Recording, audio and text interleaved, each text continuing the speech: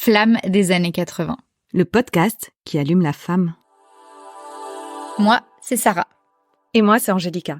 Aujourd'hui, on est au mois de janvier toujours, on parle de la maternité et nous recevons donc aujourd'hui Agnès qui, elle, ne veut pas d'enfant et Laetitia qui est mère d'une famille nombreuse. Eh bien, bonjour. Bonsoir. Bonsoir. On ne sait pas le jour, le soir, en fait, ouais, dans cette tente. Voilà, nous sommes toujours dans cette tente. C'est un peu un mystère pour les auditeurs, mais un jour, peut-être qu'ils le découvriront. Du coup, Agnès, tu veux te présenter ? Eh bien, oui, écoutez, moi, donc je m'appelle Agnès, je suis comédienne et journaliste. Et que dire à part que, au niveau du thème, effectivement, je ne veux pas d'enfant et j'ai mis quelques années à comprendre ça, à le déconstruire et donc je serais très heureuse d'échanger et d'en parler aujourd'hui avec vous. Super.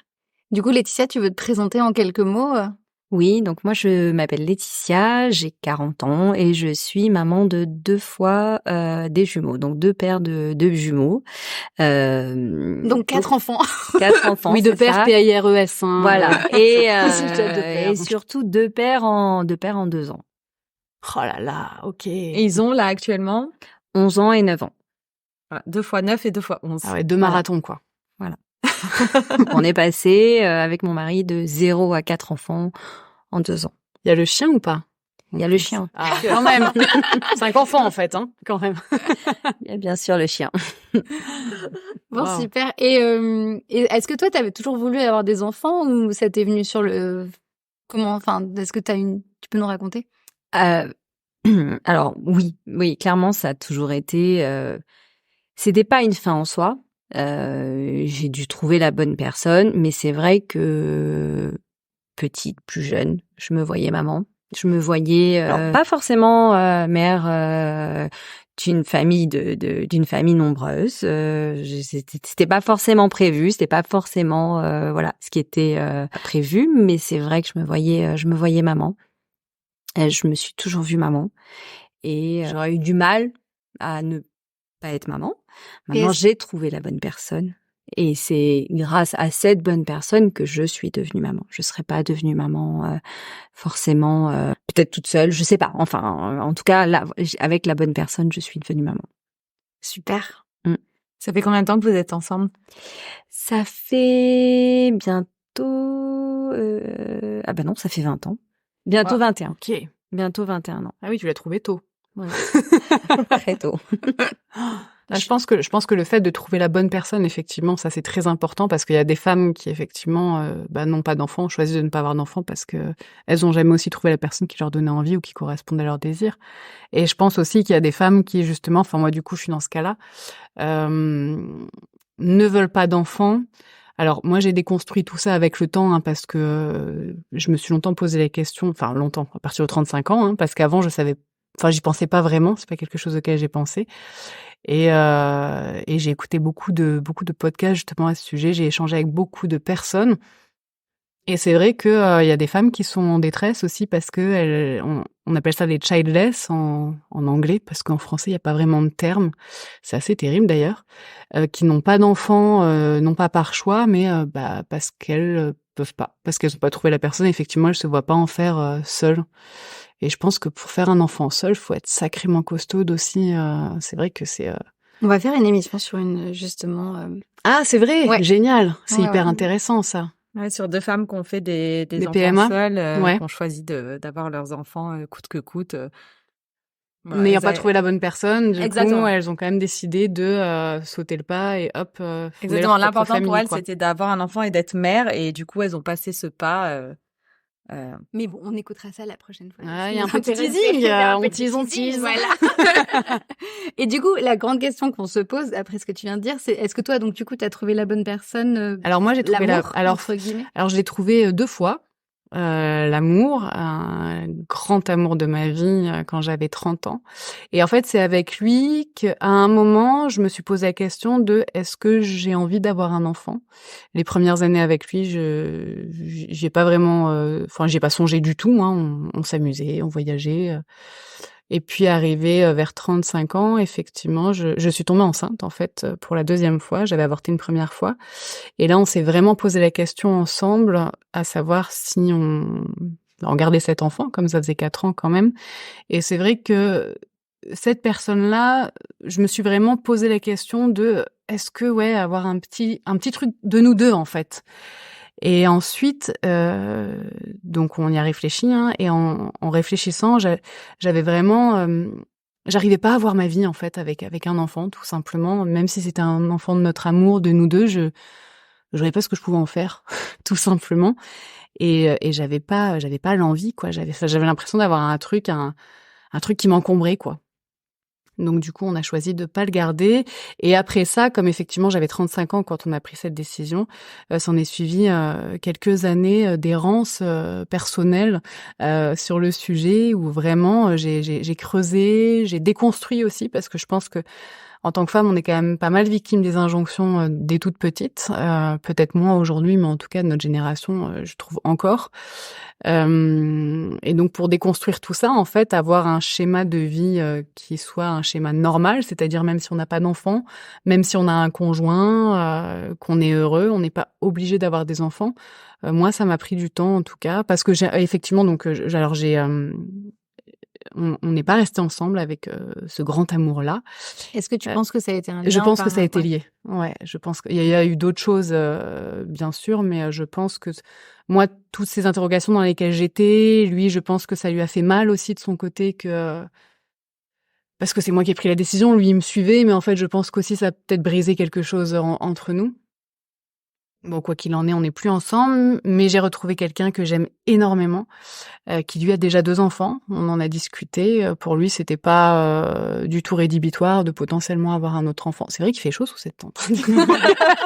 C'est le thermolactyle et les émotions de repenser à tout ça. Et lui, c'était pas du tout rédhibitoire d'avoir un enfant. Enfin, pour moi, c'était important effectivement que ce soit un choix personnel. Et du coup, forte de son consentement entre guillemets, j'ai réfléchi de mon côté. Et voilà, j'en suis venue à la conclusion qu'effectivement, non, j'envisageais tout à fait ma vie sans enfant. Ça a été un soulagement, je pourrais dire à un moment même, bien que je ne ferme pas la porte. Hein, peut-être que dans 2 ans, tout d'un coup, une envie irrépressible montera et j'aurai envie ou je verrai pas ma vie sans enfant. Je sais pas, je pense pas. Mais voilà, c'est pas en tout cas, je prêche pas pour une paroisse ou enfin voilà, je trouve que c'est juste un cheminement personnel et qu'il faut aujourd'hui permettre aux femmes de pouvoir mener sereinement en fait ce cheminement. Et puis d'être prête à accueillir un enfant le jour où ça arrive. Exactement, c'est-à-dire qu'un enfant c'est aussi une sacrée aventure. Enfin, je pense, hein, moi de Elle tout va ce nous que j'ai raconter entendu. son aventure. Faut être conscient de ce dans quoi on met les pieds. Et moi, je pense que j'en ai bien conscience, peut-être trop. Ma mère m'a toujours dit si tu réfléchis trop, t'auras jamais d'enfant. Et tu réfléchis. Du coup, j'ai réfléchi. J'ai fait que réfléchir. J'ai beaucoup réfléchi.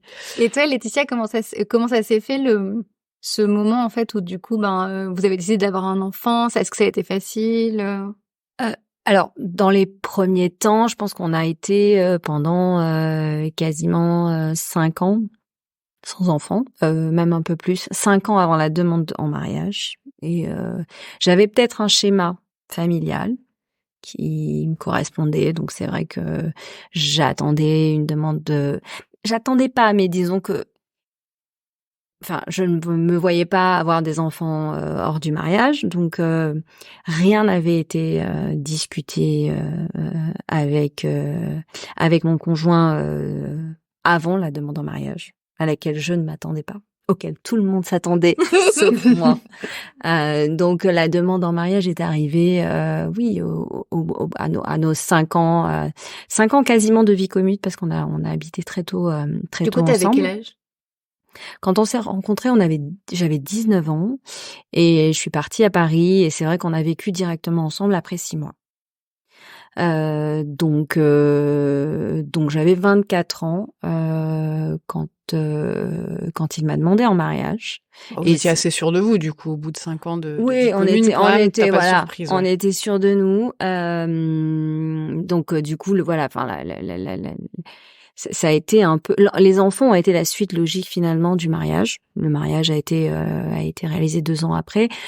Donc c'est directement après finalement, à peine finalement la demande faite, la question des enfants s'est posée. C'est-à-dire que la question des enfants ne s'est même pas posée avant. On n'en avait pas vraiment parlé si on voulait des enfants ou pas, mais je pense que lui et moi, on avait ce schéma du mariage, enfant, qui était un peu implicite finalement, qui correspondait à nos désirs, sans vraiment mettre des mots sur ses envies. Donc, on s'est mariés et directement, on a souhaité finalement avoir des enfants. Donc voilà, donc on est rentré dans le process de tout couple ayant envie d'avoir des enfants. Et donc ça n'a pas été forcément simple, même si ça n'a pas été non plus très compliqué. On a directement tenté d'avoir des enfants et finalement ça a pris peut-être 8-9 mois avant que je tombe enceinte de la première paire de jumeaux. De la première paire. Ben, moi, j'ai une petite question. Il y a des jumeaux de ton côté ou du sien? Alors, oui, il y a des jumeaux de mon côté. Et il y a plein d'anecdotes. Donc, en fait, il s'avère que j'avais des petits soucis pour tomber enceinte au départ. C'est-à-dire que dès le premier mois, j'avais pas de cycle. Donc, je pensais être enceinte dès le premier mois. Au bout de 2 mois, j'avais toujours pas de cycle, donc je pensais encore être enceinte. Et au bout de 3 mois, je suis allée voir du coup mon médecin en lui disant voilà, je pense que je suis enceinte parce que j'ai pas de cycle, mais tous les tests sont négatifs, donc je ne comprends pas. Il s'avérait que j'avais des ovaires polykystiques, donc je n'ovule pas tous les mois. Je n'ovule qu'une fois par an. Les mots n'ont pas été... Pardon, mais je rebondis parce que moi, je connais pas trop ça.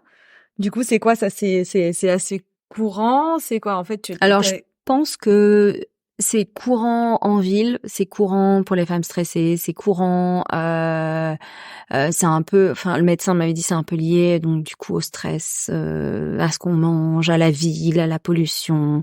Donc il y a de plus en plus de femmes qui ont ces ovaires polykystiques. Donc en gros, c'est que vous avez plein d'ovules dans vos ovaires, mais que ça sort pas et que ça sort une fois de temps en temps. Et quand ça sort plusieurs fois des deux côtés, sans forcément. Voilà. Donc c'est jackpot à chaque fois. Et du coup, mais alors ça n'a pas du tout été expliqué lors de ma première grossesse. Je n'ai pas du tout eu d'explication. C'est vrai. Avec le gynéco. Non, enfin on n'a pas vraiment discuté de ça. Il m'a expliqué que c'était finalement une maladie un peu des années, voilà, de nos années, des années avec des gens en ville, enfin, il m'avait clairement dit si vous allez vivre en campagne et que vous êtes moins stressé et que vous changez de job, peut-être que vous n'aurez pas de souci à tomber. Finalement, voilà. Est-ce que aller vivre en campagne te permet d'être moins stressé? Je sais pas, mais en tout cas, c'était son voilà, c'était son conseil. Et du coup, pardon, je fais une petite pause, mais parce qu'on rappelle, je sais pas si on l'a dit, mais toi, t'es cadre supérieur dans la finance, donc c'est vrai que t'as un job qui te prend énormément de temps. Voilà. En plus de tes 4 enfants, et qui est assez stressant. Et qui est stressant, qui est stressant. En tout cas, ouais, la journée, c'est stressant en vivant. Je suis en salle des marchés, donc c'est vrai que c'est un job voilà, un peu intense la journée. Et le soir, c'est intense. Et 5 sur 5. Et comme je dis à tous mes collègues, ma journée commence à 6h du matin, bien avant vous, et termine bien après vous, à 21h30 quand j'ai couché tout le monde. Donc voilà. Donc du coup, c'est vrai qu'on est rentré dans ce process de devoir un petit peu monitorer finalement une ovulation. Donc ça, c'est ce qu'on a géré jusqu'au jour où j'ai finalement ovulé, où il m'a dit bah là il va falloir y aller à un moment donné, voilà. Donc pardon, mais quand tu dis monitorer, c'est-à-dire tu mesures en fait tu planifies, oui, d'accord, mais il y a pas d'accompagnement médical. Non, il y a pas eu d'accompagnement médical. Okay. Il y a eu par contre un suivi vraiment de savoir est-ce que j'ovulais ou est-ce que j'ovulais. OK, oui. Donc voilà.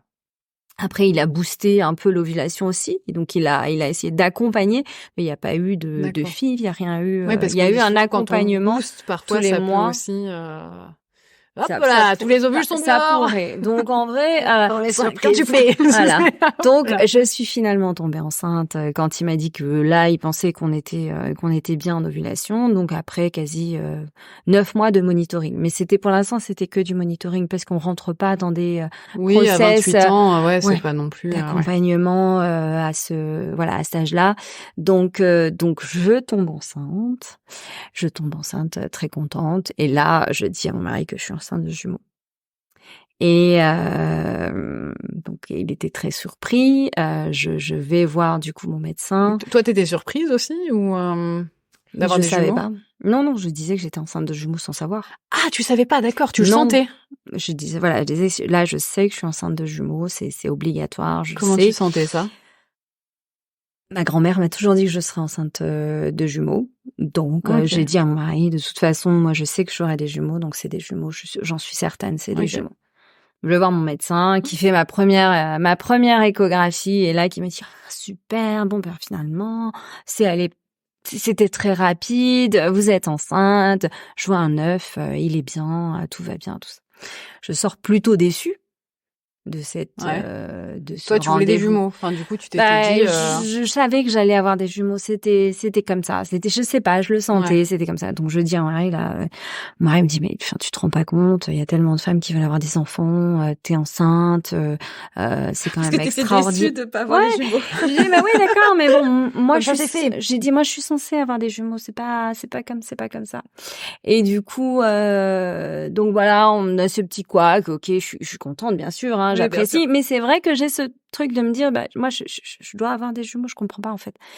Et 2 semaines après, j'ai rendez-vous chez le médecin et là le médecin il pose la sonde sur le ventre et là il me dit on va écouter le cœur. On écoute le cœur et là il me dit attendez et il me remue le ventre. Et là on voit le deuxième œuf apparaître sur l'écran. Surprise. Et là il me dit il y en a 2 en fait, il y a 2 cœurs. Il y a 2 cœurs qui battent. Donc pas un soulagement, mais du coup, vraiment. Mamie avait raison. Je te l'avais dit. Je sais pas, mais je le sentais tellement que c'était juste naturel pour moi d'être maman de jumeaux. Voilà. Donc ça c'était pour la première paix. Et lui, du coup, ton mec, il a pris comment? Non, il était très content. Après, il est plutôt très à fond sur ses enfants. Donc pour lui, c'était 1 ou 2 à partir du moment. Il était où c'est avec toi finalement, voilà, enfin, on va y arriver quoi, il y a aucun souci. 2 c'est gérable. Sans souci. Enfin, et au contraire, on était doublement plus contents. Voilà, enfin, ça se réalisait. C'était vraiment, c'est fou en fait quand vous avez ce truc dans la tête de vous dire que j'aurais des jumeaux et que finalement j'avais des jumeaux et que. Et du coup, la deuxième grossesse, comment vous avez décidé d'avoir après de vous dire bon bah voilà, qu'est-ce Un an après, quoi, en plus. Enfin, je veux dire, c'est. Non, hop. c'est 2 ans quand même. Non, 1 an. Un an. Parce Un an qu'en après. 2 ans, ils ont. Un ils an ont eu après, 4. on décide de Oui, la grossesse. la grossesse en fait. Mhm. Donc 1 an après, donc Oui. avec ces ovaires polykystiques, je vais entre-temps mon médecin malheureusement est décédé, donc je retourne voir une personne que j'avais vue dans le passé et donc là je lui explique la grossesse, tout ce qui s'est passé autour de la grossesse, les difficultés que j'ai rencontrées parce que une grossesse gémellaire c'est aussi beaucoup de difficultés, on en parlera peut-être pas ici mais Bah si, c'est Bah ouais. voilà, la première grossesse, j'ai quand même passé 3 jours en soins intensifs à l'accouchement. J'ai failli y passer, donc c'est vraiment, c'était pas anodin. J'ai été séparée de mes bébés que j'ai vus à peu près 5 minutes quand j'ai accouché. Donc voilà, je vais voir ce médecin pour lui dire que potentiellement j'ai eu 2 garçons et que j'aimerais bien avoir une petite fille. Et je là, me permets de te couper, mais à un moment donné, on n'est pas traumatisé quand il se passe quelque chose comme ça. On a quand même envie d'y retourner en ayant cette peur où il n'y a pas quelque chose qui en soi qui. Toi, t'avais un but, en fait, de te dire j'aurai 3 enfants, enfin, un certain âge, Alors, etc. Tu vois, tu t'étais non, fixé non, des il y avait objectifs. pas d'objectif particulier. Je m'étais toujours dit que 3 enfants c'est bien. C'était plutôt pas mal. 2, c'était vraiment, je me voyais pas avec un seul enfant. Ça, c'est sûr.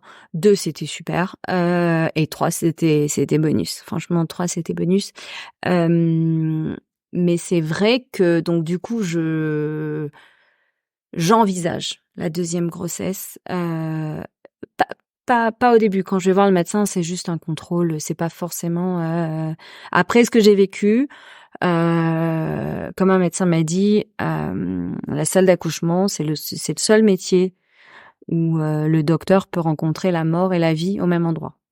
Et ça, c'est Hello. ça, Ouais, c'est mais et en ça, même temps, et il ça, a c'est et raison, ça, hein, c'est ouais. vrai en fait, parce que quand j'ai accouché de ma première paire, mon mari est arrivé en urgence. Mon mari est arrivé en urgence, et la seule chose qu'on lui a dit, c'est on ne sait pas si elle passe la prochaine heure. Donc, on fait sortir les bébés. Faire sortir les bébés, me faire accoucher, permettait de potentiellement me sauver si c'était pas trop tard. Ah ouais. Donc c'est quand même assez stressant, même si moi j'ai pas du tout capté ce qui se passait. C'est plus mon mari qui a vraiment vécu le moment. traumatisme du moment. Mais donc du coup, on oublie tout. Et quand on a l'envie d'avoir encore un enfant, bah on oublie ce qu'on a passé finalement. On a failli passer, on a failli mourir, mais on se dit que on n'est pas mort, donc autant continuer. Donc en vrai, je me suis dit bah oui, j'aimerais bien avoir une petite fille parce que j'avais eu 2 garçons. Donc je m'étais dit je voudrais bien avoir une petite fille à un moment donné. Mais au moment où je vais voir ce médecin, j'ai pas dans l'idée d'avoir une petite fille tout de suite. Mes enfants ont 14 mois quand je vais voir ce médecin. Et quand je rencontre ce médecin me dit en fait, vous avez été très chanceuse d'avoir eu déjà une première paire, parce qu'avec vos ovaires polykystiques, c'est très difficile d'avoir des enfants. Pas vraiment, hein, je les ai eus en 8-9 mois, c'est pas non plus voilà. Mais c'est très difficile, donc vous tomberez jamais plus enceinte, à part si votre mari vous emmène sur une île déserte pendant quelques mois pour vous déstresser. Donc c'est toujours ce stress. Moi, je trouve ça dingue les injonctions des médecins comme ça qui peuvent te mettre dans la tête, en plus parce que ça peut bloquer des gens, je pense, hein, aussi. Bah oui, ou pas. Du coup, moi, ça m'a complètement débloqué. Ouais. Ça m'a complètement. Donc du coup, elle me dit bon là, vous avez des ovaires comme des oranges. On va clairement faire un contrôle dans 3 mois, parce que au bout de 14 mois d'accouchement, il faut aller vérifier comment ça se passe à l'intérieur. Donc prenez rendez-vous dans 3 mois. Donc je me rappellerai toujours. Je pense que c'était le 1er décembre, et donc du coup elle me dit prenez rendez-vous. Il faut absolument qu'on vérifie finalement ces ovaires. Je fais mon échographie, et là, le médecin me dit, mais pas du tout, tout va bien, pas du tout d'ovaires polykystiques. Vous êtes mais il y a rien, franchement, vos ovaires sont nickel. Donc là, 2 ans ou 3 ans qu'on me dit que j'ai des ovaires polykystiques, et d'un coup, j'en ai plus, donc je comprends pas. Après, ça va, ça vient, les ovaires polykystiques. Hein, je sais pas vraiment, je m'en suis pas vraiment, je suis pas rentrée dans le détail, mais lui me dit que tout va bien. Enfin, moi, je sais que j'en ai de temps en temps, mais enfin, parfois, tu vois, quand je fais des échos de contrôle des ovaires, non, t'as jamais dit que tu pourrais pas avoir d'enfant parce que t'avais pas du tout. Bah non, je tombe enceinte 2 fois sans problème, hein. Malheureusement. Mais donc du coup, le médecin me dit que tout va bien, et je tombe enceinte 3 jours après. Donc je pense qu'il y avait aussi une part de psychologique, et je tombe enceinte, bien sûr, de jumeaux. Complètement, voilà. Enfin, c'est vrai que après le premier rendez-vous du médecin, étant donné qu'elle avait été si négative sur le fait que ça serait difficile d'avoir des enfants, on s'était dit de toute façon, pas besoin vraiment de faire attention, pas attention. Si on a un 3e enfant, tant mieux. Et de 4. Ça sera, voilà. C'est des garçons ou c'est garçon-fille? La deuxième paire, j'ai eu une petite fille et un petit garçon. Bon. Et donc du coup, c'est vrai que quand elle nous a un peu dit ça va être tellement dur pour vous, du coup on a tout abandonné, on n'a plus fait attention, et il a fallu ces rendez-vous échographiques, et 3 jours après, je suis tombée enceinte. Dès qu'il m'a dit que j'étais finalement quasi normale entre guillemets, sans ovaires polykystiques, du coup l'ovulation s'est faite toute seule. En fait, tu te lâches la grappe, quoi. Quand tu te lâches la grappe, ça se... Parce que t'as des histoires comme ça de nanas qui arrivent pas à tomber enceinte, qui essayent, même des filles, etc., qui se mettent une telle pression que... Oui, bien sûr. Il y a une, pour moi, je pense qu'il y a une vraie part psychologique dans mon process, en fait. Il y a eu un vrai... voilà, le fait d'entendre que j'avais pas de soucis, je suis tombée enceinte de la 10e paire. Après, je pense que c'est aussi, je suis assez d'accord et je pense que tout le monde dans l'inconscient collectif et même les gens sont assez d'accord avec ce fait de dire, quand tu te lâches la pression, mais je trouve ça très difficile. On en parlait dans plusieurs émissions avant c'est aussi hyper difficile de lâcher la pression et quand tu veux vraiment un enfant, c'est super compliqué. En fait, tu fais un deuil, je pense, tout simplement aussi. Quand tu veux un enfant et que tu te dis, non, j'arriverai pas à en avoir, voilà, j'ai fait 5 FIV, c'est mort, tant pis. Mais je pense que chacun a tout le monde vit à des cas et puis on a tous des exemples, je pense, autour de nous de cas vivants qui ont En fait, on a tous des exemples de gens qui disent on se lâche et finalement ça a marché. Et après, je pense à toutes les femmes qui ont pensé avoir lâché et finalement qui n'ont jamais réussi ou qui il y a plein de problèmes qui font en sorte que du coup c'est pas forcément tout le temps évident. Mais c'est vrai qu'en tout cas, je trouve qu'il y a une pression médicale quand même, j'ai l'impression aussi sur les femmes. Même tu vois des gynécos qui te disent ovaires polykystiques, ça va être compliqué pour vous. Enfin, tu vois, je trouve ça. En fait, c'est ça. L'accompagnement est rude, tu vois, quand même pour les femmes. La pression de l'accompagnement et du coup et aussi la pression de la société, quoi. Ah ouais. Et d'ailleurs, pour la défense de ce médecin, c'est vrai que c'était même pas à l'ordre du jour, quoi. C'était vrai que quand je suis allée la voir, c'était un simple contrôle à un peu plus d'1 an après la première grossesse. Mon gynéco n'était plus de ce monde. Autrement, j'aurais finalement continué avec lui. Mais c'est vrai que elle, du coup, elle m'a dit non, mais franchement, elle s'était détendue. C'était plus dans le sens très peu de chance, soyez heureux d'en avoir 2, c'est déjà beau, il y a tellement de monde qui en ont pas, donc soyez heureux, c'est ce que vous vouliez. Oui, c'était positif. Maintenant, lâchez-vous, en gros, vous en aurez le jour où vous serez finalement un peu détendu, un peu moins stressé dans votre vie, et finalement... Et c'est ce qui est un peu arrivé quand l'échographe me dit, vous êtes normal. Du coup, 3 jours après, ça peut pas être une coïncidence d'entendre qu'on est normal et que 3 jours après on tombe enceinte. C'est pour moi c'est pas forcément voilà. Mais après je te rejoins sur le corps médical parce que c'est vrai que moi je crois que je devais avoir là j'ai 40 je me trompe dans mon âge, j'ai 41 et du coup je crois que je devais avoir 36 ans et j'étais chez la gynéco et elle me dit mais si vous voulez des enfants, je dis oui, peut-être mais j'ai pas de compagnon mais elle me dit mais allez-y, faites-en maintenant parce qu'après vous viendrez pleurer dans mon bureau à 40 ans.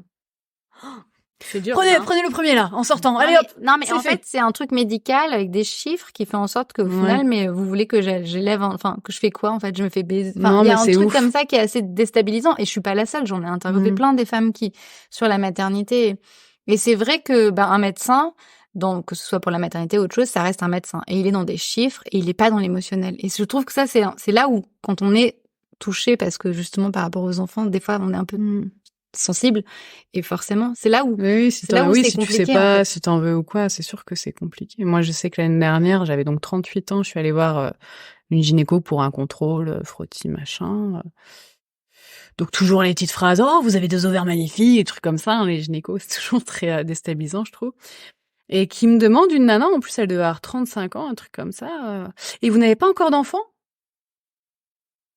Je dis non, j'ai pas d'enfant. Et j'ai pas osé m'étaler non plus en disant non mais j'en veux pas, c'est pas un sujet. Mais tu vois, c'est juste ce truc d'une femme à une femme jeune quand même. Tu dis on est dans les mêmes âges, tu vois, de dire vous n'avez pas encore d'enfant, sous-entendu c'est une obligation. Ouais, il faut un enfant, tu vois. Et j'ai trouvé ça hyper déplacé, surtout pour quelqu'un du corps médical, quoi. Et il y en a encore beaucoup mine de rien. Et je me dis les gamines qui se tapent ça aussi à longueur de temps, dès que tu vas chez le gynéco. J'encourage vachement les jeunes filles ou les femmes qui nous écoutent à aller voir des sages-femmes plutôt que des gynécos. Parce que c'est vrai que grâce à Angelica, j'avais rencontré une sage-femme qui était vraiment chouette. Elle te fait exactement, elle te fait exactement le même contrôle. Elle te fait le frottis, elle te fait les ordonnances. Après, si t'as besoin d'un frottis plus poussé, si t'as un cas de papillomavirus ou quoi, là, elle te remet sur un spécialiste. Mais c'est vrai que, mais un contrôle normal, tu vas avoir un contrôle normal. Dans le livre, tu regardes, alors. Non, on fait pas de pub, on s'en fout. Moi, je vais sur Doctolib. Voilà quoi. Il y a plein Après, souvent, c'est de recommander. Et en plus, souvent, effectivement, elles sont dans les centres qu'il y a par arrondissement. Ouais, et du d'accord. coup, en fait, tu ne débourses rien parce que un gynéco, enfin, des fois, c'est 85 €. Puis tu mets 8 mois à avoir un rendez-vous. Si t'as un problème, tu mets 8 mois à avoir un rendez-vous. Là, en une semaine, 2 semaines, tu trouves une sage-femme. Les sages-femmes, elles sont hyper disponibles. Le seul hic, c'est que des fois, comme elles suivent aussi des mamans qui vont accoucher, des fois, moi, ça m'est arrivé d'être décalée au lendemain ou sur le lendemain parce qu'elles ont un accouchement ou un truc sur une grossesse qui est un peu prioritaire. Mais bon, franchement. Mais elles sont beaucoup allées, enfin, en tout cas, nous, l'expérience. On dirait qu'on est allé, tu vois. Parce que oui, chez notre gynéco, enfin, chez notre sage-femme. Je trouve que le rapport à la femme, il est différent aussi du gynéco parce qu'il y a plus il y a plus de temps où, je sais pas, elles sont plus en rapport avec des enfants. Différent. Ouais, et je trouvais ça sympa. Et quand elles parlent de maternité, en fait, elles ont une certaine expérience qui fait que, en fait, elles sont pas dans le jugement et elles sont dans l'accompagnement. Et sinon, ma question que je me pose par rapport aux enfants, parce qu'on a beaucoup parlé des enfants, justement, de Laetitia, et souvent, on a une espèce d'a priori sur les femmes qui veulent pas avoir d'enfants, c'est qu'elles aiment pas les enfants. Est-ce que tu n'aimes pas les enfants ou C'est marrant, c'est fou ça. Hein. Pourtant, moi, j'ai plein de copines qui ont pas d'enfants, qui en veulent pas et qui n'ont aucun problème avec les enfants. Alors moi, je dirais pas que j'adore les enfants, que je passerai ma vie avec et tout, hein, parce que je trouve que c'est une certaine logistique. Mais je kiffe jouer avec mes neveux, ma nièce, mon mec a 2 enfants avec qui je m'entends hyper bien. On passe des super moments ensemble. Non, moi, c'est fou ça. Les vieilles sorcières, en fait, tu vois, un peu le truc de les enfants. Pas du tout. Moi, j'adore. Je trouve ça génial. L'innocence des enfants, l'énergie, mais justement aussi l'énergie, la gratitude, et puis la logistique. Enfin, moi, il y a plus ce truc pour moi, enfin, c'est vraiment une question de pas d'envie qui est là, en fait, qui s'explique pas vraiment, hein. Et puis toute la logistique que ça implique, quoi, d'avoir des enfants. Moi, je trouve ça hyper pressurisant, beaucoup de responsabilités, beaucoup de j'ai pas le temps avec ma vie, enfin j'ai pas le temps. J'ai pas une vie adaptée et j'adapterai pas ma vie pour avoir un enfant, il serait pas heureux de toute façon. J'aurais pas le mettre. Déjà que ma chienne elle a du mal à me suivre. Elle est pas là d'ailleurs. Non, elle est un peu malade, donc j'ai laissé à l'appart là ce soir. Je l'ai bien sortie avant de venir, mais elle reste tranquille toute seule. Et du coup, c'est marrant parce que moi j'ai pas de chien, j'ai pas d'enfant, mais c'est vrai que prendre un chien, pour moi, je trouve que c'est une énorme responsabilité. Ah, c'est une responsabilité de ouf. Ah mais c'est pas la comparaison. Alors c'est ça, enfin, ça n'a rien à voir, je sais pas, puisque moi j'ai pas d'enfant. Mais effectivement, t'as un animal, ben tu le gères, il est complètement tributaire de toi. Et surtout un chien. Et surtout un chien, c'est pas un chien. Mais moi, c'est ce que je voulais. Moi, je voulais vraiment une compagne de route, en fait. Je suis souvent en voyage à droite à gauche et je sais pas, depuis bébé, moi, je dormais dans la caisse du chien quand j'étais petite. J'ai toujours adoré les chiens. C'est un truc de, je sais pas. Je passe des heures à les caresser, à les regarder, à rigoler. Et après, il y a un truc aussi avec le chien, c'est que c'est des enfants, je pense, en termes d'âge, toute leur vie, hein. Mais par contre, il y a une facilité de gérer des chiens, enfin, et qui s'adapte à ta vie que tu n'as pas, je pense, avec un enfant, quoi. Un chien, tu l'emmènes où tu veux, quand tu veux. Et là, elle peut rester 3 heures toute seule. Il y a pas de babysitter, de machin. C'est ça, dans un sens, la maternité qui peut t'effrayer aussi, c'est l'indépendance. Mais en fait, c'est pas tant que ça m'effraie, hein, c'est que je vois pas ma vie avec ça, quoi. J'arrive pas. J'ai essayé de le projeter, hein. Je me vois pas épanouie là-dedans, en fait. J'aurais l'impression vraiment d'un fardeau. Ouais, d'un fardeau, vraiment. Et j'ai écouté beaucoup de podcasts sur le sujet de la maternité, donc des femmes qui ont des enfants, qui sont très heureuses, qui s'accomplissent dans la maternité, et aussi des femmes qui regrettent la maternité, pas leurs enfants, mais vraiment leur rôle de mère. Et moi, je trouve qu'en ayant écouté ces femmes-là, j'aurais pu me reconnaître, je pense, si j'avais eu des enfants, dans les regrets qu'elles avaient de leur vie d'avant, de la logistique, de l'impression d'avoir des fils un peu partout, là où tu peux pas vraiment bouger. Enfin, voilà, moi, c'est ce qui m'a vraiment fait processer et comprendre que ma vie serait sans doute plus épanouie sans enfant. Même si j'ai conscience qu'on passe à côté de quelque chose quand on n'a pas d'enfant, parce que c'est quand même une expérience, je pense, donner la vie, porter la vie. Enfin, moi, ça me fait pas rêver d'être enceinte, d'accoucher. Hein. Je sais pas s'il y a beaucoup de femmes que ça fait rêver, puisque bon, c'est pas. Mais je pense quand même que tu crées la vie, c'est quand même pas rien. Mais tout comme je pense que quand t'as des enfants, tu passes à côté d'autres choses. Enfin, tu vois, en fait, c'est une question de choix. Hein. Quand tu fais ce choix-là, c'est tu choisis ces responsabilités ou celle-là. on en parlait la dernière fois dans un podcast, on n'en parle pas souvent, mais en fait, on trouve que c'est une réalité, en fait, les femmes, à un moment donné, entre 35, vers la ménopause, font un deuil, qu'elles aient un enfant ou qu'elles en aient pas, de plus avoir la possibilité d'en faire. Donc même si elles en ont, il y a toujours un passage à passer pour une femme à ce moment-là. Un petit dernier. Non, mais c'est vrai, et ça existe aussi, bien sûr. Et il y a aussi un deuil dont on parle moins, c'est le deuil, en fait, quand tu fais un enfant, et je pense que toi, t'étais jeune, donc peut-être que tu l'as pas forcément réalisé, mais tu fais un deuil aussi de ta vie d'avant. Mais il y a un deuil qui est fait, entre guillemets, parce que ta vie, elle sera plus jamais comme avant. Donc il y a un deuil qui est inconscient chez toutes les femmes qui font des enfants, ou conscient des fois, quand on est peut-être un peu plus âgé, je sais pas, après Oui, mais ça, moi, je l'ai beaucoup entendu dans le regret maternel, notamment, des femmes qui, effectivement, se rendent compte de ce qu'elles perdent. Mais je pense que même les femmes qui sont heureuses, oui, effectivement, de toute façon, tu passes d'une vie à une autre, donc c'est un peu, tu sautes, quoi. Complètement, ouais. Et après, le fait de pas en vouloir, c'est faire le deuil de pas avoir d'enfant. Dans un sens, on a toujours nous, les femmes, on a toujours un deuil. En fait, tu fais un sacrifice, tu fais un choix à un moment, donc tu choisis, de toute façon, sa vie, on se la choisit, hein. Moi, c'est ce que m'a toujours dit ma mère depuis petite. Ta vie, tu te la choisis, tu te la fais, en fait. Et c'est bien vrai, hein. Il y a personne qui va te dire, maintenant, tu fais si tu fais. Enfin, si, tu peux avoir des gens qui te disent, tu fais si tu fais ça, maintenant, libre à toi de. En tout cas, nous, en 2023, en France, on a quand même la liberté de pouvoir choisir aussi de vivre libre, indépendante ou indépendante, mais maman. Enfin, tu vois, plein de façons différentes. Et justement, du coup, par rapport à la société, toi, quand tu dis que tu veux pas spécialement d'enfants, la société, comment est-ce que tu sens que t'as une espèce d'oppression, les gens ils comprennent pas, quelles sont les Alors questions? maintenant plus trop, mais j'ai l'impression que c'est un sujet qui est de moins en moins tabou aussi. Et c'est marrant parce que souvent, à la limite, d'ailleurs j'en parlais la dernière fois avec une nana assez jeune qui se pose la question justement et qui me disait mais t'as pas peur de finir seule? Alors et j'ai trouvé ça horrible en fait de te dire mais qui fait des enfants pour finir avec ses enfants? Enfin, tu fais des enfants pour...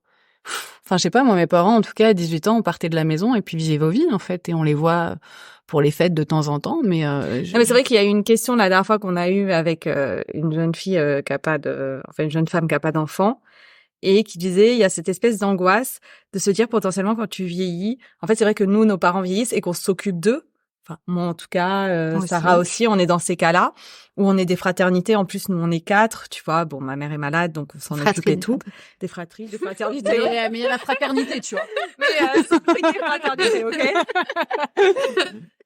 Et donc voilà. Et c'est vrai que, moi qui n'ai pas encore d'enfant, et je sais pas si j'en aurai ou pas, mais du coup, c'est vrai qu'il y a ce truc... Alors, je suis désolée, ça peut paraître égoïste, mais on l'a abordé l'autre fois et qui vient un peu. C'est vrai, si jamais, en fait, quand je serai plus vieille, en fait, tu vois, moi, je vois pour ma mère, ses enfants, qu'on vienne lui rendre visite, qu'on s'occupe, les choses qu'elle n'arrive pas à gérer et tout. Et c'est vrai que ça, c'est un truc aussi qui fait un peu flipper certaines personnes. Bah alors, je pense que ça dépend des personnalités. Moi, je suis hyper indépendante. Je pense que ça me gonflerait vraiment de sentir que je dépends de quelqu'un parce que je suis plus capable de faire ci ou ça. Maintenant, moi, ce que j'ai constaté, c'est que, en tout cas, les femmes qui n'ont pas d'enfants ont des cercles amicaux beaucoup plus larges et ont une vie sociale beaucoup plus épanouie souvent que les mamans parce que elles ont moins de temps. Que je pense qu'il y a aussi un côté cocon familial qui fait que du coup tu t'ouvres peut-être moins. Hein, je sais pas. Mais en tout cas, t'as moins le temps, bien sûr. Beaucoup moins de temps. Oui, puis après, peut-être que t'as justement... moins l'envie aussi. T'as moins l'envie parce que du coup, si t'as ton cocon un peu, où du coup, t'as pas forcément besoin d'avoir d'autres gens autour. Mais je pense, en fait, qu'en vieillissant, quand t'as pas d'enfant, moi, je me vois bien faire des colloques. Des colloques avec de vieux, comme franchement, c'est génial.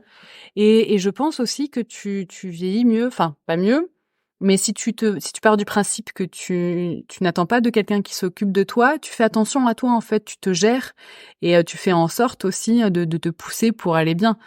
Ou alors tu sautes de la falaise, tu vois. Chacun sa méthode.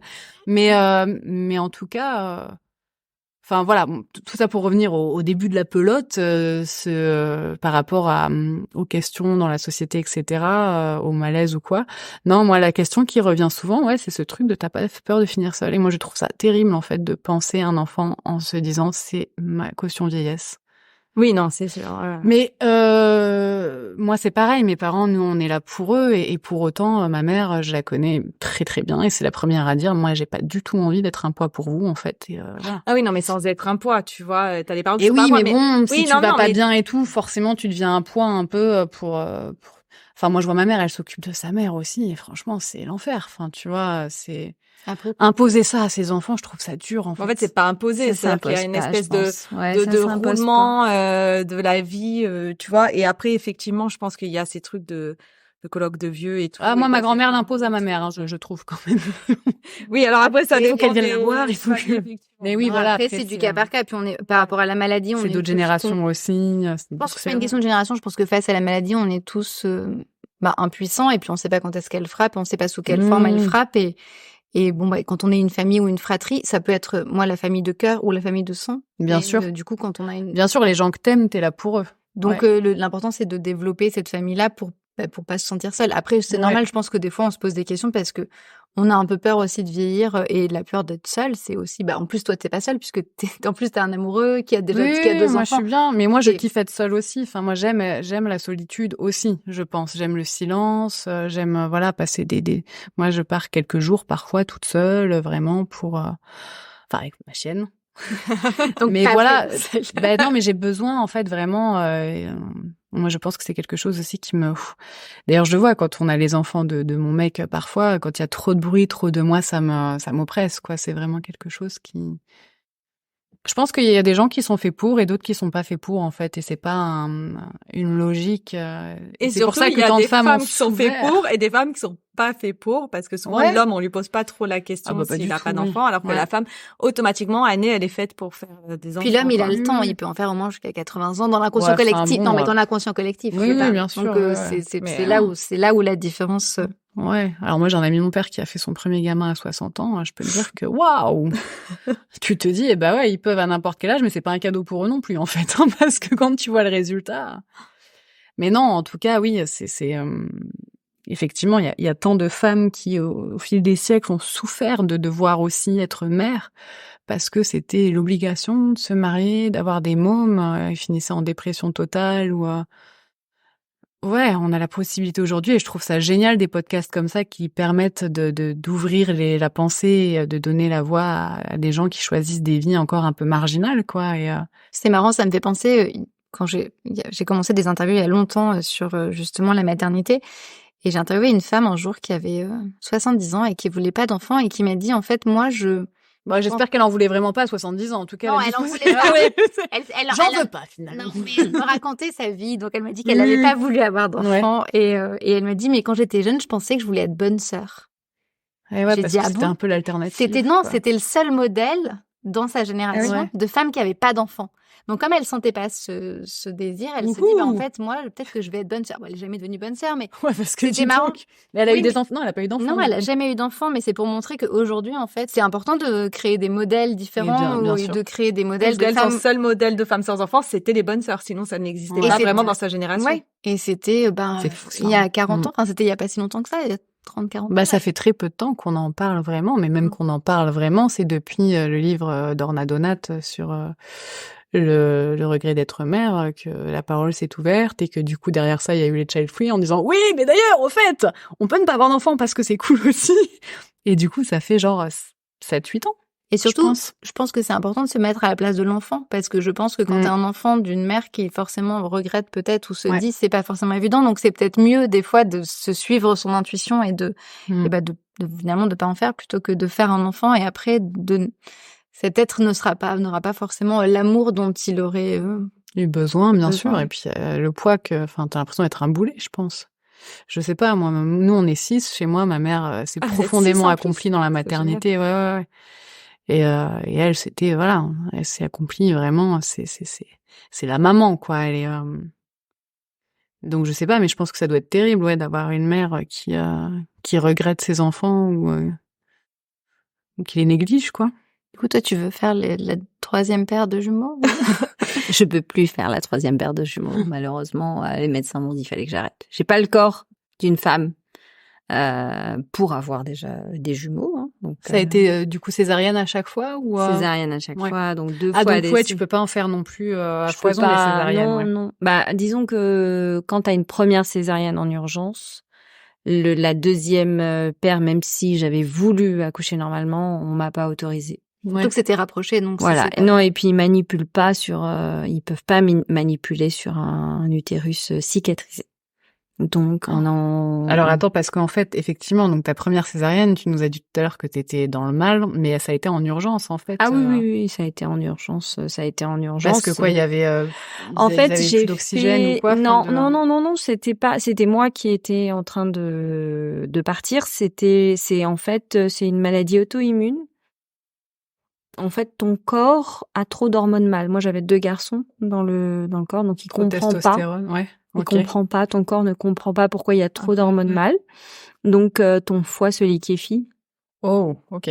Donc, voilà. Donc, du coup, c'est vrai que... Du coup, à quel mois? Enfin, ils avaient quel... Ils étaient à 41 semaines et quelques 5 jours.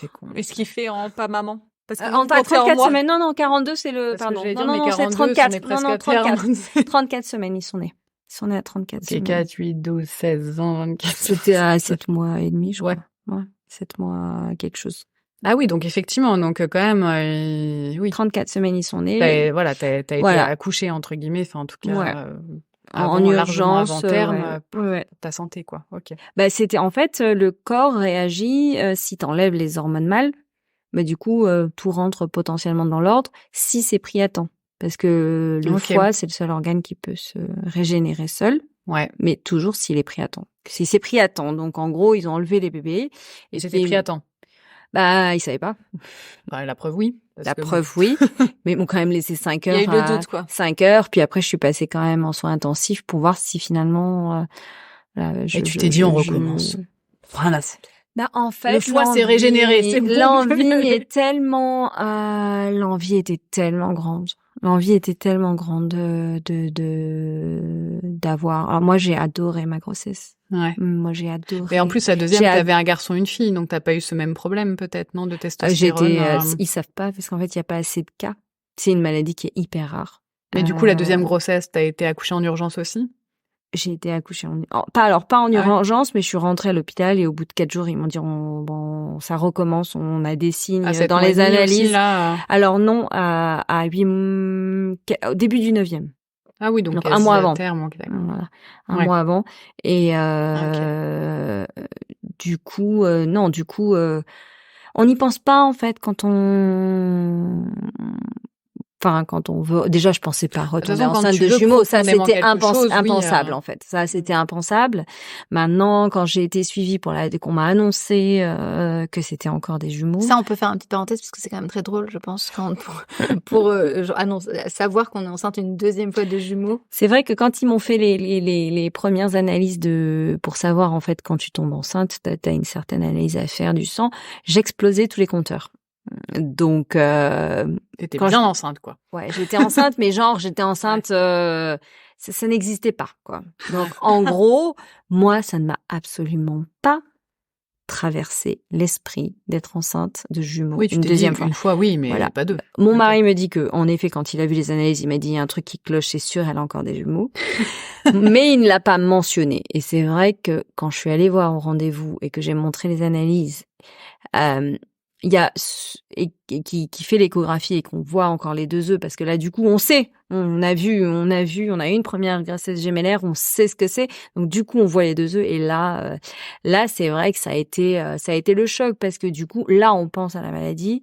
On sait pas finalement si c'est tout petit, donc on sait pas du tout si on va encore avoir 2 garçons, on sait pas du tout si on va repasser par la même chose, on sait qu'on a fait quand même souffrir des gens autour de nous, ça a été l'inquiétude, la première grossesse, elle a été Oui, puis après t'as déjà 2 enfants, donc je veux dire tu penses à eux aussi, là aussi, tu vois, tu dis, je peux pas donner ma vie pour les 2 prochains. Voilà, donc c'est vrai qu'il y a un petit moment de stress. Après, on va voir des spécialistes et les spécialistes vous disent, en fait, on n'a pas assez de cas. Mais on veut bien vous analyser, du coup. Voilà, donc on ne sait pas, en fait. On pense que c'est auto-immune et on pense que finalement votre corps a compris ce qui s'est passé et que normalement, Ça devrait pas se repasser. Enfin, voilà, la maladie ne devrait pas revenir parce qu'il a appris. D'accord, ok. Mais en mode vaccin, quoi. On n'a aucune certitude parce qu'on n'a pas assez de données. On ne sait pas. Il faut avoir eu 2 garçons donc dans une première grossesse, avoir eu cette maladie qui n'est pas forcément du tout automatique. Donc c'est pour la nommer, c'est une stéatose hépatique aiguë gravidique.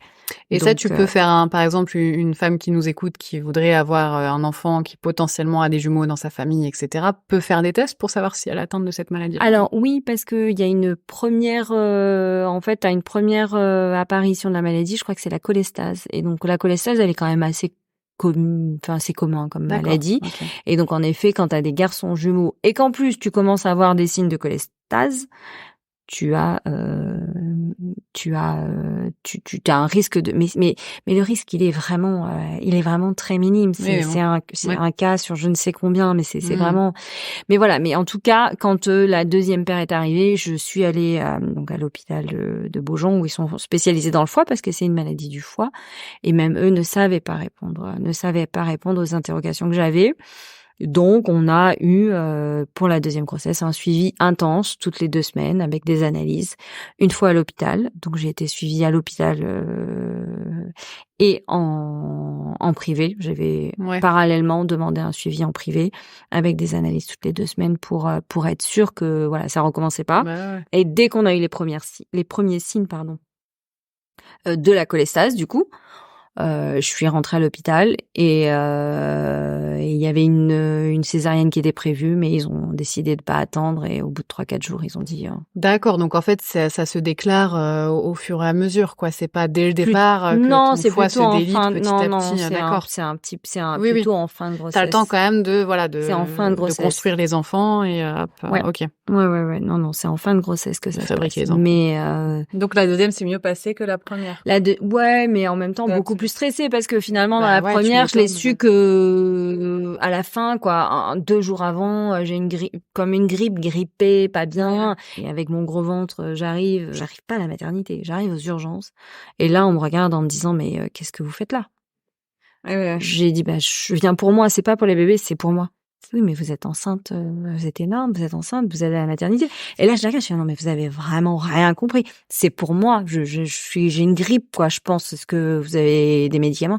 Et là, il me regarde et il me dit non, mais en fait, vous êtes enceinte, peu importe ce que vous avez, vous allez à la maternité. Vous êtes 3. C'était voilà, c'était pour moi, j'avais pas un truc de maternité, mais en effet, j'avais une maladie de maternité. C'est important de dire à nos voilà, mais non, mais allez à la maternité si vous avez un mais oui, mais ça paraît 12 heures, ça paraît simple, mais c'est vrai que pour moi je me sentais juste grippée, quoi, je me sentais pas malade, mais voilà.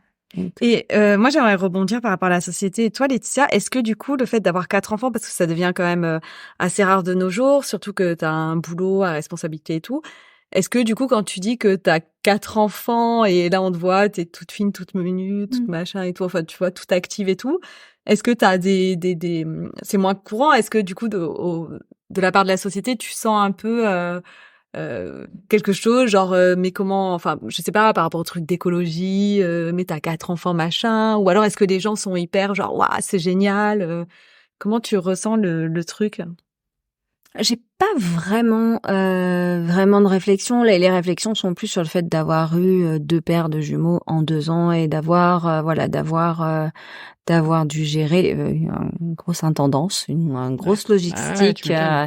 Mais finalement, c'est la partie la plus simple. Aujourd'hui, c'est la logistique et changer des couches et donner des biberons et gérer une nounou. C'est pas difficile. Ce qui est difficile, c'est de faire grandir ces petits êtres et de leur donner tout l'amour, leur donner tout le temps dont ils ont besoin. Et je sais que je fais pas tout parfaitement parce que j'ai pas, justement avec mon métier, j'ai pas ce temps-là forcément qu'une maman qui travaillerait pas, peut-être pourrait donner plus. Donc moi j'ai pas tout ce temps, donc je fais de mon mieux, mais c'est ça qui est dur. C'est aujourd'hui, c'est de les élever, de les éduquer et de faire en sorte qu'on ait des petits êtres, des êtres heureux, des adultes épanouis. Et ça c'est le plus dur du métier, parce que finalement le début, même quand on en avait 4 et qu'il fallait changer des couches toutes les 2 heures et se réveiller. On y arrive, quoi. Ça se fait, en fait. Ça se fait assez, un peu à la chaîne. Alors, j'ai moins profité qu'une maman qui a eu un enfant tout seul et qui a pu le prendre dans ses bras. C'est vrai que nous, les biberons, c'était à chaque fois par 2. On essayait d'optimiser à chaque fois le temps qu'on avait de sommeil avec mon mari. Après, j'ai eu un mari hyper présent. Donc ça aide aussi. Je pense que si on est seul avec 4 enfants, c'est pas forcément évident. Mon mari, lui, était aussi présent que moi avec eux. Donc ça m'a permis de pouvoir gérer plus facilement cette partie un peu intendance, un peu logistique, un peu usine. Ouais, usine. Il a pris comme une sorte de congé paternité. Alors, il a pas pris de congé paternité, mais il a eu de la chance d'être à chaque fois à notre accouchement d'être entre 2 jobs. Donc donc il a par pu hasard prendre du temps. Ouais. Voilà, on a eu à chaque fois 2-3 mois ensemble. Et ça, c'est une chance. Voilà. Mais c'est vraiment le hasard qui fait que le hasard, ou peut-être que finalement ça s'est fait aussi comme ça, c'est d'avoir le choix d'être près de moi pendant facilement 2-3 mois. Et même aujourd'hui, je pense que c'est un vrai pilier, c'est hyper important. Avec je pense combien de femmes, effectivement, la charge mentale aujourd'hui est encore énormément sur les femmes quand même. Et aujourd'hui, avec mon travail, il est hyper présent. Donc, il a son entreprise, donc il a un peu plus de flexibilité. Mais il faut interroger des femmes normales aussi. Il a un peu plus de flexibilité pour aller gérer. Mais aussi, j'aurais peut-être pas ce métier, j'aurais peut-être pas 4 enfants sans lui. Bien sûr. En fait, donc tout c'est un duo. Hein. Tout est lié. Moi, j'ai une petite question par rapport aux enfants. Le monde dans lequel on vit, toi, ça t'effraie pas pour leur futur ou la société, la violence quand même, alors devient quand même assez présente quoi dans nos sociétés où on est de plus en plus nombreux, de plus en plus violents. Moi, je trouve, en tout cas, c'est le sentiment que j'ai. Alors oui, on y pense, et oui, tous les faits divers nous font peur. Maintenant, je pense qu'ils sont privilégiés. Quand ils auront 20-25 ans, ils iront avec leur petite épée à l'assaut du monde. Sûrement. Alors, le monde qui nous entoure. J'y pense pas vraiment. Et je me dis que si justement on construit, parce que c'est une construction pour moi, c'est essayer de les aider à s'épanouir, mais tout en étant capable de réfléchir par eux-mêmes et de pas faire telle ou telle chose, d'essayer de leur apporter une chose simple en fait. Qu'est-ce qui est le bien, qu'est-ce qui est le mal? Et ça, je pense que ça peine chez certains enfants, pas forcément des parents, mais qu'en gros le bien et le mal, on sait pas vraiment. Aujourd'hui, moi, mes enfants, ils sont capables. Et j'espère qu'en fait, j'ai l'impression qu'ils sont capables de voir quand ils font quelque chose de bien et quand ils font quelque chose de mal. Mais c'est pas tant les enfants eux-mêmes, c'est pas. Le truc aussi, j'en parlais du coup avec ma nièce. J'en parlais aussi avec ma mère de ça, et elle me disait que elles étaient une génération. En fait, ma mère, on leur disait la même chose parce qu'en fait, la société, elle évolue tout le temps. Et la dernière fois, j'avais une conversation avec ma nièce là-dessus, qui a 13 ans. Et elle disait, ouais, mais nous, en fait, on est la génération Greta, en fait. Et donc, elle dit, OK, donc, en fait, on réalise plus de choses et peut-être on agit. Donc, peut-être, effectivement, nous, on a ce regard-là parce que nous, on n'a pas fait attention à éteindre la lumière ou des trucs comme ça. Mais en fait, cette génération qui est en train d'être construite, elle est aussi en train de déconstruire, peut-être, j'espère, le mal un peu écologique que nos parents ont fait, que nous on a fait sans en avoir conscience. Et c'est une génération de conscience finalement. Quand tu les éduques. Alors moi, c'est pas tant l'écologie ou quoi. Bon, même si effectivement, on verra ce que ça donnera dans quelques dizaines d'années. Mais c'est plus tout ce qui est réseaux sociaux, Internet, enfin le côté vraiment où je trouve. Enfin moi, je vois en tout cas les enfants de mon copain sont vachement imprégnés de tout ça. Et malgré l'éducation qu'ils ont, qui est tout à fait saine, correcte et tout, ils sont quand même dans cet environnement. Enfin, je sais pas, parce que nous, on n'a pas grandi dans cet environnement-là. Donc, je sais pas, moi, je me pose la question de voir à quel point tout est accessible à n'importe quel âge aujourd'hui, peu importe le milieu duquel tu viens ou l'environnement tout aussi sain qu'il puisse être. Tu as accès quand même à plein de choses, tout comme le harcèlement scolaire. Enfin, il y a quand même plein de choses. Mais le harcèlement scolaire, tu vois, ça, en fait, ça a toujours existé. On en parle, oui, mais aujourd'hui, avec les réseaux sociaux, c'est énorme, avec les téléphones portables aussi, les photos que tu peux envoyer. Et tu sais pas, en fait, comment fonctionne un enfant avec ses amis de son côté ou à la maison. Oui, ça fait peur. Mais après, je fais l'avocat du diable, hein, Laetitia. En gros, tu peux faire que de la prévention. Tu peux que juste discuter. Moi, ma question, c'est juste, est-ce que toi, ça te... Oui, moi, ça me fait peur. Alors aujourd'hui, on interdit parce qu'ils sont jeunes et on n'a pas de réseau, ils ont pas de réseaux sociaux. Aujourd'hui, le téléphone, c'est un téléphone, 3310. Non, pas tant que ça. C'est un smartphone, mais c'est pas un smartphone hyper évolué. Oui, puis donc, tu peux gérer, je crois, à distance. On gère les applications, donc ils ont même pas WhatsApp, ils ont pas de réseaux sociaux, mais ils ont que 11 ans. Donc je sais qu'à un moment donné, la question va se poser. J'essaye de les sensibiliser en leur disant que tout ce qu'on met sur Internet, ça reste. Enfin, voilà. En tant que parent, tu peux que donner des conseils et c'est à eux, finalement, d'agir, voilà. Et c'est un peu ce que je disais, finalement, de savoir ce qu'est le bien, le mal, le harcèlement, on en parle énormément maintenant dans les écoles. Enfin, en tout cas, dans l'école. Et encore une fois, ils sont peut-être encore privilégiés, mais ils sont dans une école où le harcèlement est discuté régulièrement, où finalement, même moi, on en parle. On a encore eu des questionnaires là dernièrement pour savoir si ils étaient insultés, s'il y a eu et on les a remplis ensemble et on a dit voilà, est-ce qu'il y a des enfants que tu sens. Et donc en fait c'est énormément discuté. Mais après je ne sais pas, c'est peut-être juste un collège où ils sont peut-être un peu privilégiés et où finalement mais je pense que le gouvernement et le corps enseignant a pris conscience et je questionnaire qui a tourné. T'as eu tellement de suicides de jeunes là quand même. Enfin après c'est peut-être parce qu'on en parle beaucoup plus avec les réseaux sociaux et tout qu'avant. Mais c'est vrai que quand même. Mais oui, on a peur pour nos enfants, on a peur de toute la violence qui peut être autour d'eux, tout ça. Mais encore une fois, on ne peut que donner des conseils. Bien sûr. Voilà. Et essayer de les guider. Après, je pense aussi que quand on fait un enfant aussi, on a peur quoi qu'il arrive. La première peur qu'on peut avoir, c'est que déjà il meurt. Ouais. Et donc, je pense donc du coup que dès ça nous appartient plus dans un sens. Je parle comme si j'en ai pas.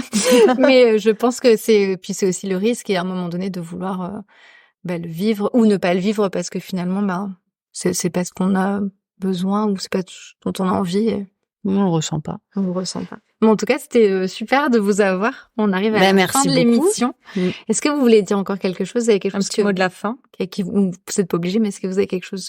Merci déjà, merci de nous avoir reçus. Merci pour l'échange, c'est chouette. C'était c'était intéressant de partager. Surtout deux profils plutôt différents. Donc oui, complètement. Et puis ça prouve justement peut-être moi j'aimerais bien dire effectivement qu'on peut être très épanoui avec et sans enfants ou sans enfants. Complètement. Exactement. Voilà, c'est un beau mot de la fin. Merci Agnès, merci Laetitia. Merci. Et merci à la semaine prochaine. Oui. Flamme des années 80. Le podcast qui allume la femme.